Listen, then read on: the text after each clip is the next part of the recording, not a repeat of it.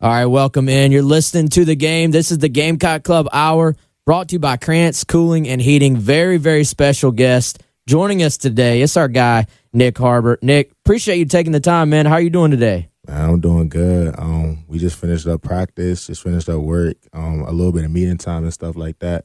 And then just going home, just doing a little chores and everything from the house. And then now I'm here. So, I'm glad to be here, blessed to be here and all that. Just glad to be with you today. Yeah, glad to have you here. Glad for the fans to get to hear from you, get to know you a little bit on and off the field, man.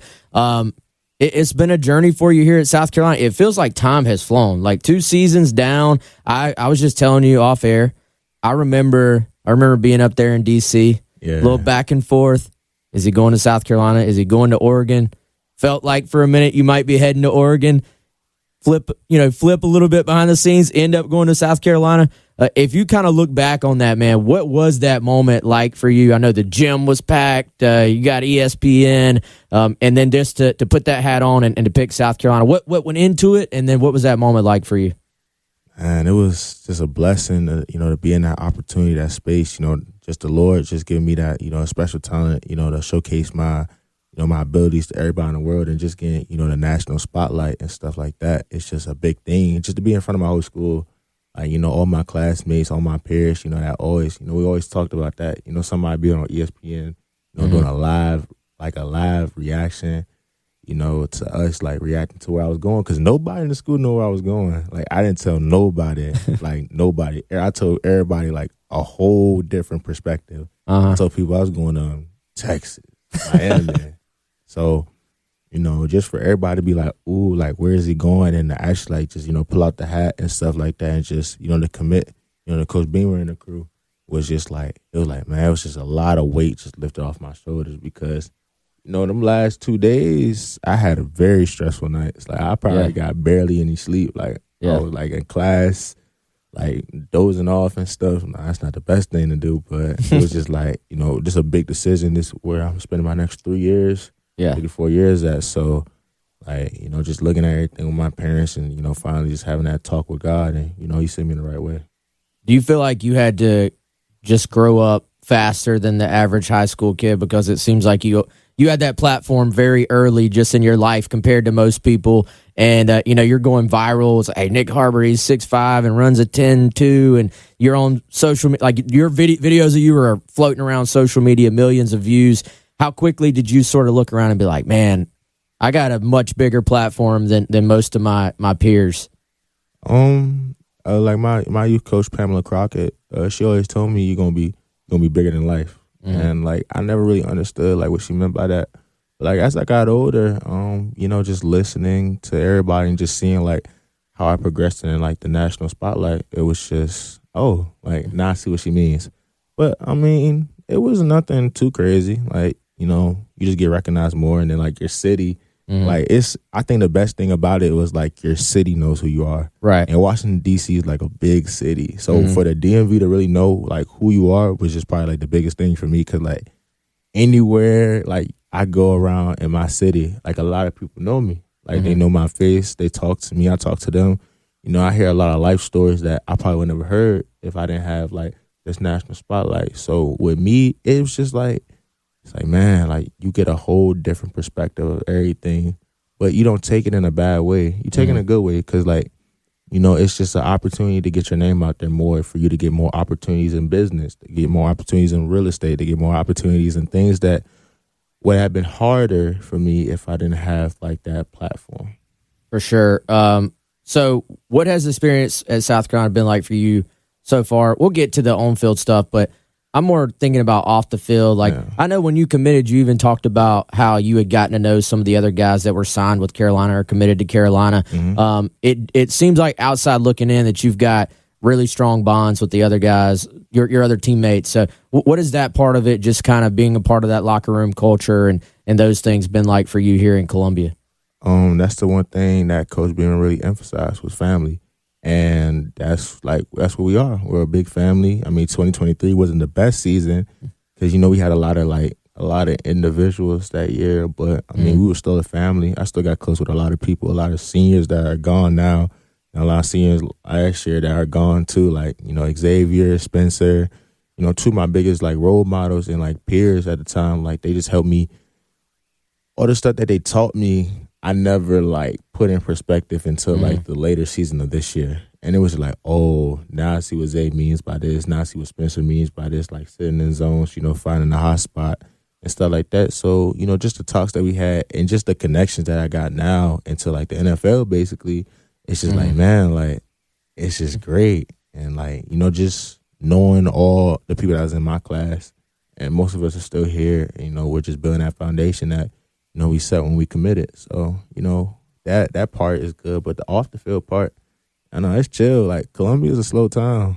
It's very slow. Like coming from DC. Compared to DC. Yeah, coming from DC, there's always something going on. So there's always something to do. But like Columbia, it's just, you just go to school, go to the facility a lot, go find food. I'm still trying to find all the good food spots. And I've been here for like 2 years. So, if anybody like has any suggestions, please let me know. And just that's really it.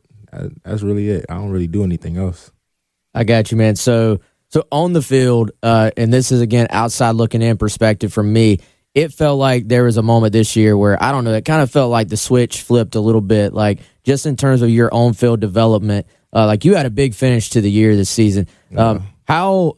And there was lots to talk about all the off-season work you put in. Sort of once you kind of ended your track season, started getting into football this past off-season, putting in that extra work. What can you say kind of about your own? You kind of look in the mirror at your development as a true wide receiver and kind of what you've learned under Coach Mike Fury and kind of what you had focused on this season, you think, this past season? I'll say the one thing that Coach Fury taught me was just believe in myself. Believe that I'm the best receiver on the field, best receiver in the conference, best receiver in the country. Just like look everything in.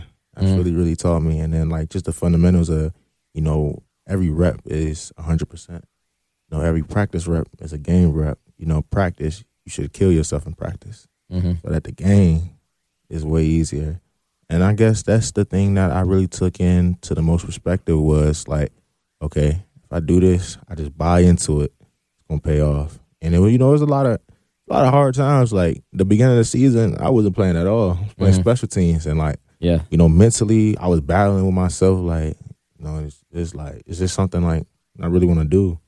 Like, I'm not a special teams player like that. I don't like it. But I mean, I like it though. Like I like kickoff. But it's just like that's all you do. You don't get no reps on offense. Yeah. And it's just like, man, like, what am I doing here? So like that. But you always told me just to buy in. And like once you flip the switch, you'll see what happens. And just that one day, it's just like where I took off. Like the development started to show because everybody else had like a winter and a spring, to get ready. So all the mother boys in the receiver room. They had all that time to get ready, and I only had a month. So, I was just a little slow catching up, and about halfway through the season, I was up there and probably passed. So, after that, we was rolling. People started to see, like, I'll say, which game was it? It was probably Bama. Was like the real true testament. Yeah, the big catch. Yeah, the real true testament of like, okay, now you see you're getting open against all these Bama cornerbacks. Like the game feels easy, the game slowing down, and like it's Alabama. You go in there, it's 101,000 people, and like you make probably one of the best catches in South Carolina history, and it's just like, man, like you just silenced Alabama, and it's just like going from there. It just gave me so much more confidence to go out there and just to work even harder, and then I start working my butt off until. Sometimes Coach Beamer or, Coach Ferry told me to, get out the facility.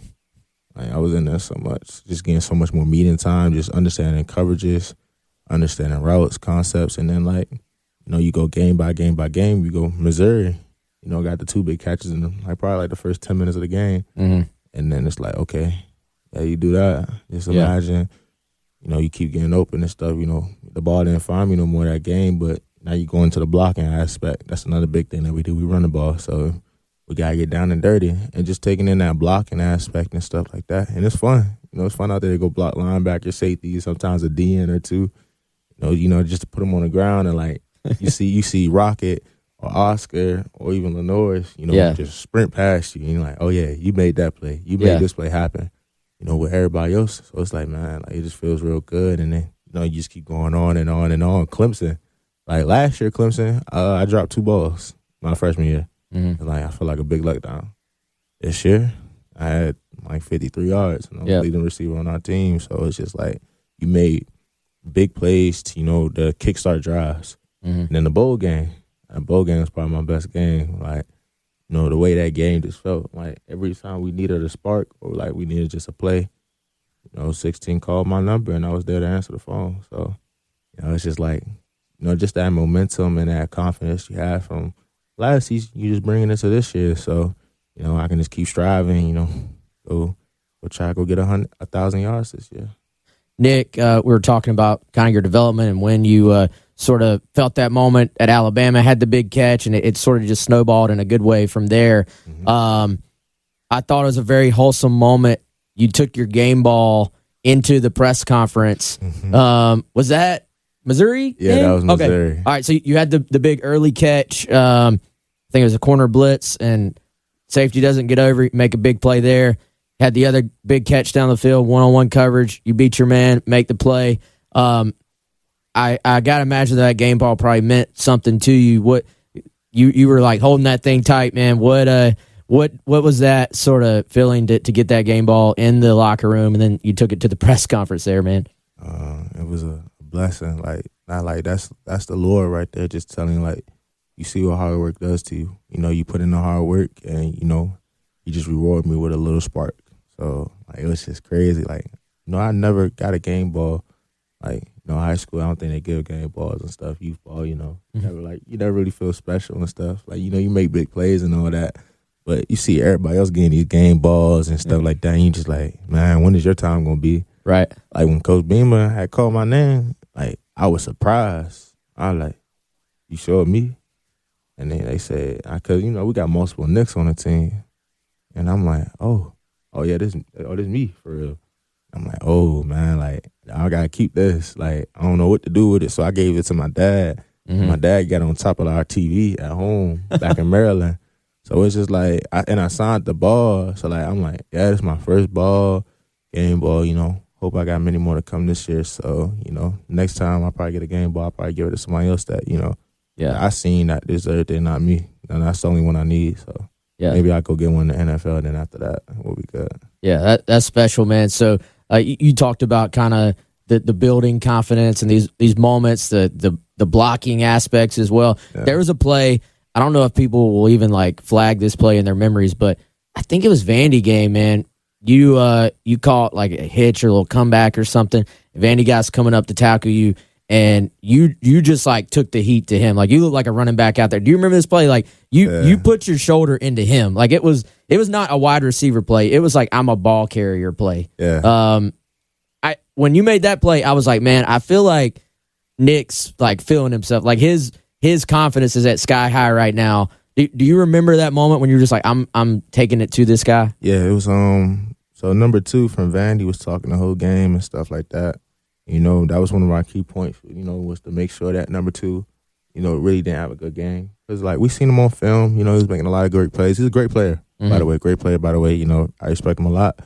But, he was chatting a little game. So I'm like, okay, are you going to feel this or here? So, I think it was a quick out to single receiver side. I was, on the field, corners playing probably like 8 yards off. They were scared of our speed. So, just a little quick yard, It's like 3rd and 6. Like, go get the first down. That's what I heard. A little video thing that Justin had sent me.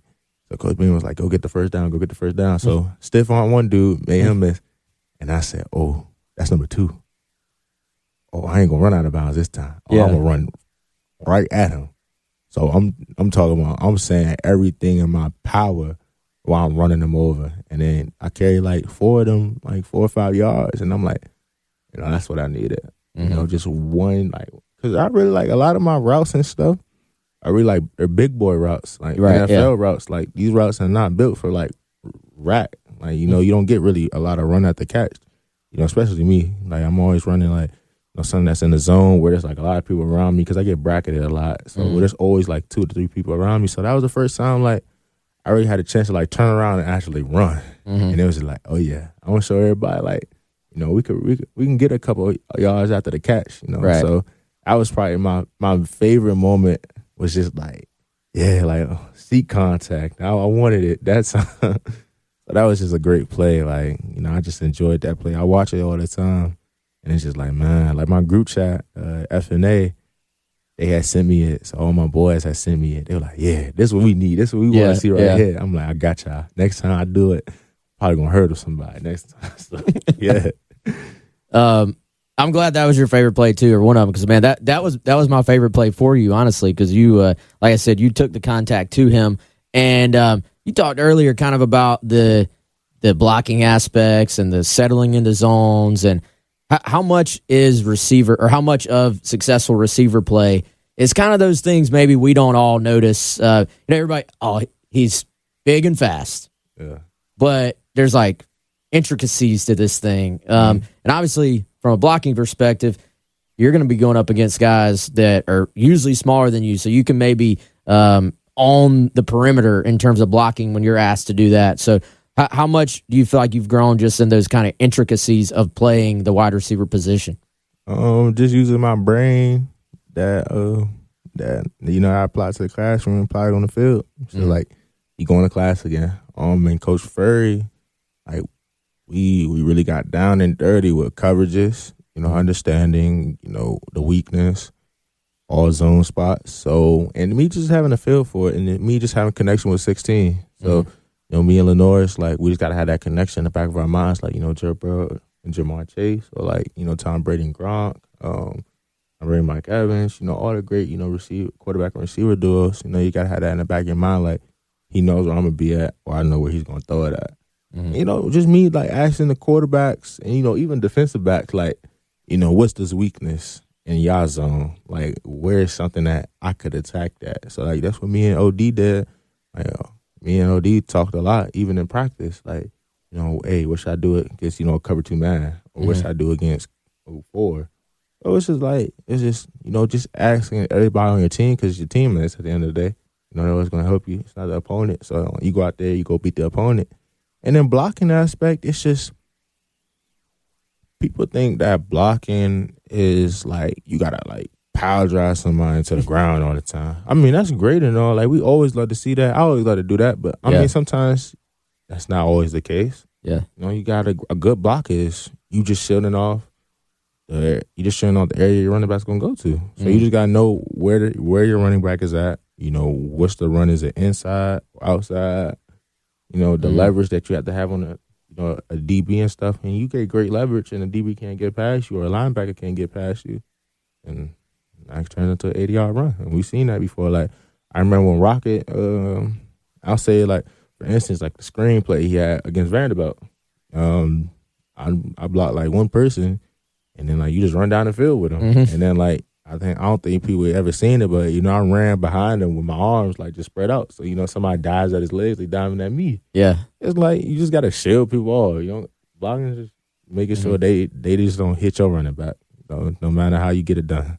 But we always love the the little power drives and stuff, like Missouri and everything when they called that holding call. Yeah, that was bogus. You mentioned special teams earlier. We got to get you a kickoff return for touchdown at some point, man. So you had you had the reverse against Missouri. We had the trick play that apparently ticked off the Illinois coach in the bowl game. Hey, what were you seeing? Because I felt like from the stands, both of those were like this close to maybe there being green grass for you to take them to the house. Did you think either one of those was about to hit for a touchdown at any point, or was it kind of like, I don't know if we got this one? I thought both of them was going to hit. Yeah. But the funniest part on both plays, the kicker. It was a kicker and somebody else that got Missouri, it was the dude, I think it was my dude, or he was like the L1 or the L2, ran all the way across the field. Nobody blocked him, and he got me at like the 30-yard line. Okay, good play. Now, Illinois, that was way different because like the way we practiced and the way we skinned up, even when we saw the play, it was way different to where, when I got the ball, it was like 3 people in my face. When my man got the ball, when we got to play, I think it was Nebraska, he had nobody. He just got caught at like the 40, the opposite 40. Uh-huh. Like if I had to play like that, well, ain't nobody, I'm scoring that. But I mean, no, it's a little fun thing. I think Jody, I mean, I'm gonna talk to him about it, but I do want to return kicks, so we'll see what happens with that one. So like the actual deep man potentially, like returning, that. Yeah, I get back there. Mm-hmm. I seen Juju do it, and I did it all probably like the last 3 games where I was the off returner. Yeah, they kicked it to me, then I was gonna return it. Yeah, the only time y'all seen me fair catch it, it was because the call that we had, there was no blockers on that side, so I just had to fair catch it because that's just protecting myself. But I was back there, so they kicked it back there. I was gonna return it. It wasn't like I was gonna fair catch it. I was gonna return that thing. I think a lot of Gamecock fans would love to see you get that opportunity, Nyck. This is Gamecock Club Hour, so means Gamecock Club sponsors this radio show. You've had an opportunity through Gamecock Club, Garnet Trust, to get to know the South Carolina fan base with events and stuff like that, autograph sessions. What has the kind of fan support and NIL support and all that stuff kind of meant to you during your 2 seasons so far at South Carolina? The fans is like the underrated part about this. Like I met so many great people, just like just being fans of us, and it's just like, man, like they're crazy about us, and just having like normal conversations with them. Like I think a lot of people like to put in this perspective, like some athletes are like people that just like don't want to be bothered, barely talk. But I mean, like you talk to me, like I'm gonna talk to you back. Like we're gonna have a regular conversation, and I think that's the one thing that that's probably it's been my best aspect is just setting myself apart where like I'll actually talk to them and get to know them. So like you really built your fandom. Like it's everybody knows you as that guy. Like if push comes down to shove, like if I got nothing to do, then I sit in the grocery store. I remember I sat in grocery stores like extra 30 minutes just talking to this lady about just life, and like she just knew me because of who I was.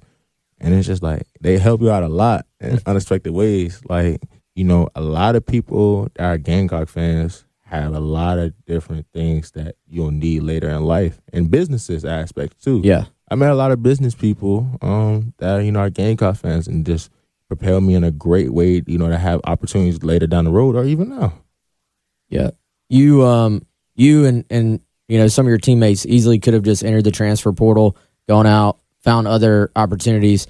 How much do you think that aspect, like kind of building a legacy at South Carolina and kind of just building, like networking those bonds, maybe sometimes people who just say, I'm going to leave the first sign of I'm not playing, I'm out. How much do you think maybe that networking and bond building will be potentially beneficial for you in the future business-wise? Definitely very beneficial. I remember I went to Halls a couple of days ago, and I've never been to Halls. I think I've been one time my recruiting visit, so I don't really go to Halls. That's not me. So I go to Halls, and I'm just in Halls, and I happen to meet 2 great businessmen. And we just talked for like probably 3 hours while we watching. It was Notre Dame and Penn State, and we just talked about investments. We talked about staking companies, stocks, business owning, like restaurants. It was just a lot of property management. It was just a lot of like good information that I got in them couple hours of talks. And it's just like you eat, you sit down, and like, you just had these conversations with these these great men, and then like it enhances your brain. It enhances like the way you see things, and like the way I spoke to him. It's like, oh, he knows what he's talking about, or he wants to learn. So it's just like you want to learn, and they see that, then they're like, oh, we want to help him. We got to help him because like great Gamecock football player, this, but also want something that's after football, because I feel like.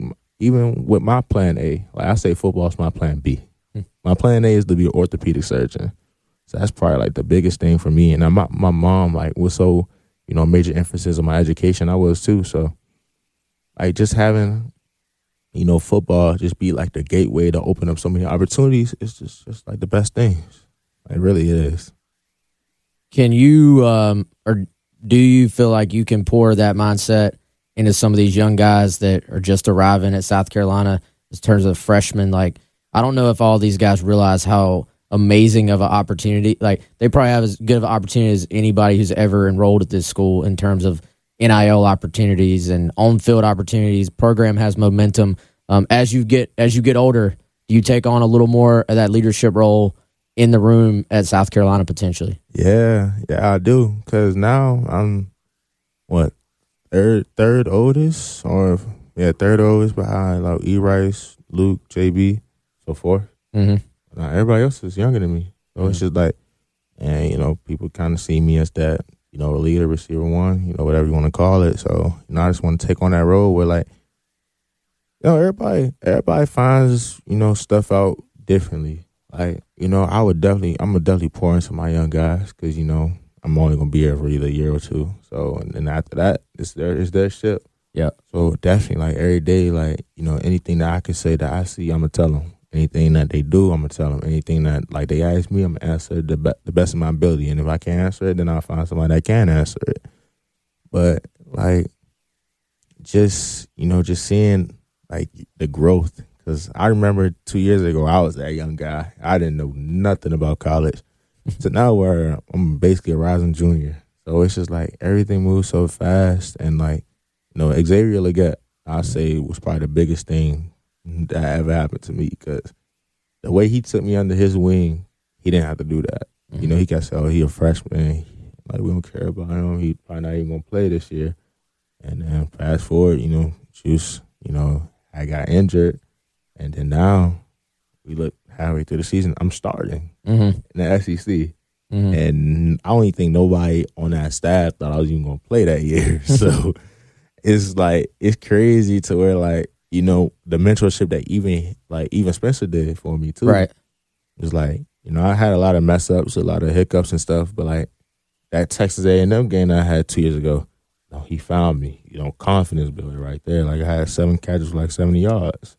I'm like, man, I thought I was never going to have that. Like, you know, when Zay wasn't hot, he's firing to me. So it's just like, you know, the stuff that they see, they told me. So I definitely, like, just got to reciprocate it back to the young guys. Off the field, hobbies, hidden talents. If you're not, I know you got a lot on your plate already. Football, track stuff. What's something we don't know about you? I'm a very good cook. Like, okay.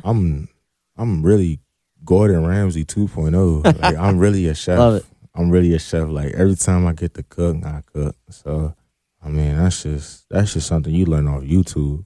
I start watching YouTube videos and stuff and just like, I'm gonna buy these ingredients, buy the pots and the pans, and let's see what I can cook up. So, like, that's what I do. And then I guess another hobby is when I'm not busy, you know, if I'm not trying to read, then I'm on a game. Mm-hmm. I'm learning how to be a gamer again. So, you know, you got a lot of free time on your hands. So you start to, you know, buy a mic. You know, I already got the PS5 and the Xbox. So, you know, you buy games for both. Just go at both, and then, you know, just have them, you know, great bonds with your boys on the games. Like, you know, it's taking us back. Like when we was, you know, 15, 16, where you had just high school. Yeah. Even though we're in college now, it's like the same thing with just more free time. So I think those are my 2 biggest hobbies. And then just another interesting fact, like, I love cars. Like, for some reason, like, I just love cars. Like, any car that drives by, I know about it. Like, I know it. And I think that's just a weird, interesting fact that I'm very, like, fascinated with cars. You have a lot of interests. Like, does your mind kind of jump around to just different? Like, it seems like you have a lot of deep. Some people have more surface level interests. It seems like you have a deeper interest in a lot of different things. Like, you're not just, I'm gonna learn to cook. You're like, I'm gonna learn to chef this thing up. Basically. Yeah. I mean, like, if that's your hobby, then I feel like you go full force at it, and that's like the same thing with your goals. Like, if you dream about it, go achieve it. Like, there's nothing that's stopping you, literally. Unless, like, you know, God forbid, something like physically happens to you or, you know, mentally happens to you that you can't be able to do it literally. just go achieve it. Like that, I think that's the one thing that I've had to believe. It's like just believe in yourself. Believe in the Lord, believe in yourself. Just go full steam ahead, because you miss 100, you miss every shot that you don't take. So just take every shot. If you miss, you miss. You get the basketball again, you shoot again until you make it. That's how I like to take it at. So if I'm a chef, I'm really do my thing at it. If I play a game, I'm really learn it. Like even sports. Like I was telling my dad this. I said I can do any sport literally if I put my mind to it. Mm-hmm. Just give me like a couple months. Give me like 3 months. I can learn every sport. So yeah. If we dropped you right into the middle of a cooking show and said make your best dish to win the competition, what are you throwing together? Like what's your do you have a go-to, like this is my favorite meal, this is what I would put together, meal number one basically? I don't even have a go-to meal. Like my go-to meal is kind of bland. It's like chicken wings. Okay. It's like chicken wings and like fries. That's my go-to meal. But if I had to put something together, I don't even know. It's like so many things that like I learned just on YouTube. Like it's like I could show you my YouTube page. It's just straight cooking. Like I don't really. I get back to you on that one. Okay. Like I really don't know. I just cook anything that comes to mind or that I see on YouTube. So yeah. Hopefully we get to do another one of these, and when you come back in, you come with your Top Chef type meal. Hey, when the video game came out, everybody's talking about Nyckoles Harbor on CFB 25. Yeah. What was that like? What was it cool? Was it weird? Was it a little bit of both, or was it just crazy? I loved it. like people got to realize, like the last time we had NCAA was 14. So go back 10 years ago. What am I, 19 now? So it's 10 years old.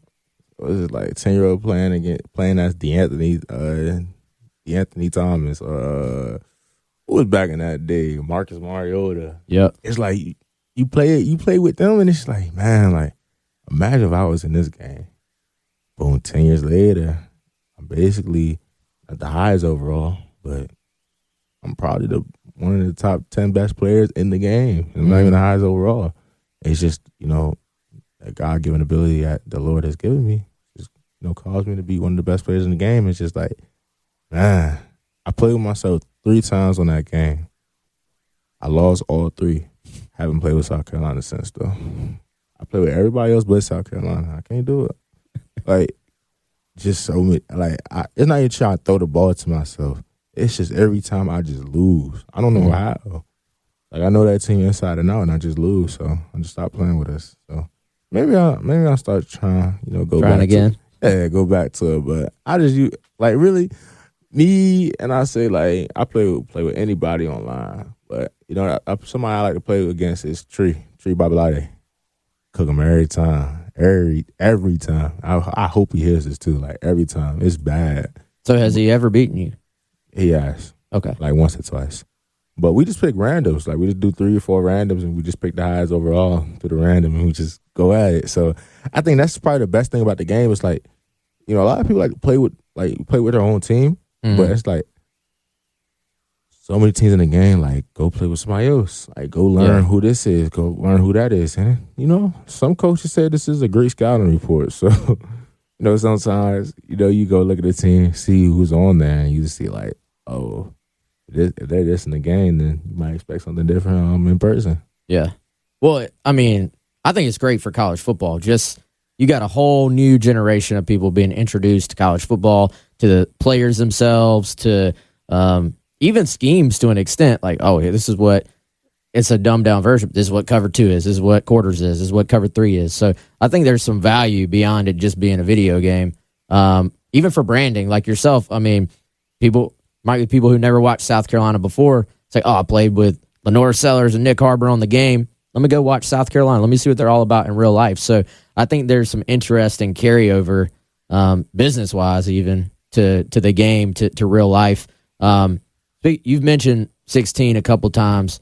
When did you know that, all right, Lenoris is going to be the truth at South Carolina? Was it early on, like I know obviously Spencer was the guy last year, but he was practicing. Lenortis was with you guys. When did you kind of like, oh, this guy's got a chance? Definitely. First time we was out there our freshman year, like you know, with everybody seeing like the potential we had. But I think the first time I ever seen, like I was like, yeah, this boy gonna be like for real. I always had trust in him. That's our quarterback. Like I'm like, he gonna be for real anytime we step on the field. But I think it was just like Missouri. That's when he really I'm trying to remember like which game was which. But I think LSU. Yeah. LSU was a turntable. It's like, okay, that boy for real. Then he got injured. I'm like, oh. Ole Miss, we all had a miss after Ole Miss. But Alabama, okay, I'm seeing something. I liked it. Oklahoma, okay. A&M, boy, you are him. Missouri, him and Rocket, like that. Let's just fast forward the game that he is going to be remembered for forever. I never realized that it was actually 3rd and 16. That's something I never realized. It was a fun fact. Fun fact though, he kind of really threw the ball, but we're not gonna talk about that. That's him. So, the play that we called was great. You were open. I was wide open, but you probably get I never seen it though. You probably got pressure in his face, but I mean, 3rd and 16, your number 16, you go score game-winning touchdown against South Carolina, a rival. Yeah. You don't got to do nothing else. No more. You're going to be running for that play for the rest of your life. And then it's like, man, that boy deserved everything that he got. Yeah. And then just like the chemistry that we've built.